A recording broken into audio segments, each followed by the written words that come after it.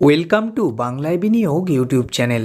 বন্ধুরা, আজকের ভিডিওতে আমরা এমন একটি শেয়ার নিয়ে আলোচনা করব যে শেয়ারটি কিন্তু বাজারে ব্যাপক আলোড়ন সৃষ্টি করেছে। সুজলন এনার্জি লিমিটেড গত এক মাসে শেয়ারটি কিন্তু প্রায় 22% রিটার্ন দিয়েছে। বর্তমানে এক একটি শেয়ারের দাম 10 টাকার কাছাকাছি। তো আগামী দিনে এই শেয়ারটির টার্গেট কেমন হতে পারে এবং লং টার্মের জন্য শেয়ারটি কেমন, আজকের ভিডিওতে আলোচনা করব। ভিডিওটি শুরু করার আগে ছোট্ট একটি রিকোয়েস্ট, আমাদের চ্যানেল থেকে শেয়ার বাজারের নিয়মিত আপডেট খবর পেতে এবং শেয়ার বাজার সম্পর্কে আরও জানতে অবশ্যই আমাদের চ্যানেলটিকে সাবস্ক্রাইব করুন। তো চলুন বন্ধুরা, শুরু করা যাক ভিডিওটি। যে কোনো শেয়ার কেনার আগে অবশ্যই কিন্তু আমাদের সেই শেয়ারটির টেকনিক্যাল চার্ট এবং কোম্পানিটির ফান্ডামেন্টাল দিক খুব ভালোভাবে দেখে নেওয়া উচিত, যাতে আমাদের লসের সম্ভাবনাটা কম থাকে। যদি আমরা শেয়ারটির অ্যাডভান্স চার্ট দেখি তাহলে কিন্তু দেখব 10 টাকার কাছাকাছি শেয়ারটির কিন্তু দারুণ একটি সাপোর্টিং লাইন রয়েছে। এখান থেকে শেয়ারটি বাউন্স ব্যাক দিলে খুব কম টাইমের মধ্যেই 10 টাকা 85 পয়সার কাছাকাছি পৌঁছে যেতে পারে এবং 10 টাকা 85 পয়সার রেজিস্ট্যান্সটি ভাঙলে শেয়ারটি কিন্তু খুব কম টাইমের মধ্যেই 12 টাকার কাছাকাছি পৌঁছে যেতে পারে এবং 12 টাকার রেজিস্ট্যান্সটি ভাঙলে শেয়ারটি কিন্তু লম্বা র্যালি দেখাতে পারে। কোম্পানির মার্কেট ক্যাপিটাল 12,069 কোটি টাকা, যেখানে এক একটি শেয়ারের বর্তমান দাম 10 টাকার কাছাকাছি। 52 উইক্সে এক একটি শেয়ারের সর্বোচ্চ দাম 12 টাকা 20 পয়সা, যেখানে সর্বনিম্ন দাম 5 টাকা 42 পয়সা। যদিও শেয়ারটির বুক ভ্যালু মাইনাসে রয়েছে, কিন্তু কোম্পানির ROCE 21.9%। শেয়ারটির ফেস ভ্যালু 2 টাকা, অর্থাৎ ফিউচারে এই শেয়ারটি কিন্তু স্প্লিট হয়ে দুটি ভাগে ভাগ হতে পারে। শেয়ারটির 50 ডিএমএ ইন্ডিকেটরটি কিন্তু 200 ডিএমের খুব কাছেই রয়েছে। তো বর্তমানে শেয়ারটি কেনার জন্য কিন্তু সুবর্ণ সুযোগ। কোনো কোম্পানির সেলস দেখে আমরা অনেকটাই বুঝতে পারি ফিউচারে এই শেয়ারটি কোন দিকে এগোতে পারে।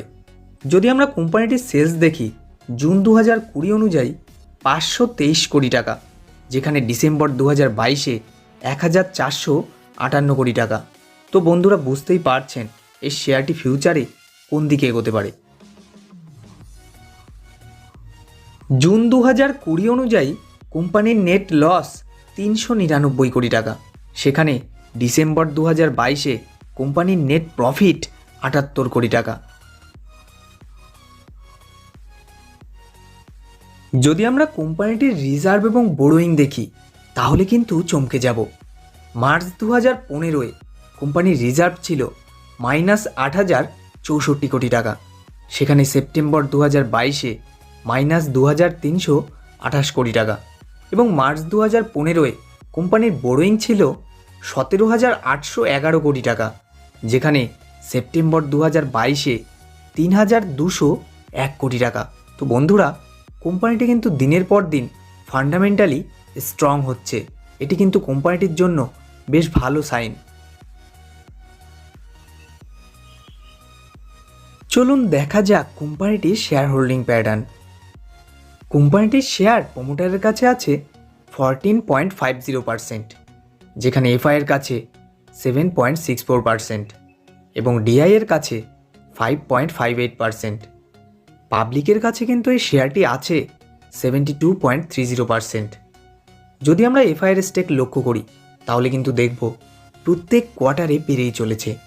সেপ্টেম্বর 2020 অনুযায়ী এফআইয়ের স্টেক 2.83%, যেখানে কোয়ার্টার টু কোয়ার্টার বেড়ে রিসেন্ট কোয়ার্টারে 7.64%। তো বন্ধুরা, কোনো কোম্পানিতে যখন এফআইয়ের স্টেক বাড়ে তখন কিন্তু বুঝতে হবে শেয়ারটির দামও বাড়বেই বাড়বে। তাছাড়া কোম্পানিটি কিন্তু গত এক মাসে টরেন্ট পাওয়ার সহ বেশ ভালো কিছু সংস্থা থেকে কয়েকটি অর্ডার পেয়েছে, যেগুলি থেকে কিন্তু বোঝাই যাচ্ছে কোম্পানিটি ফিউচারে বেশ ভালো জায়গায় যেতে পারে।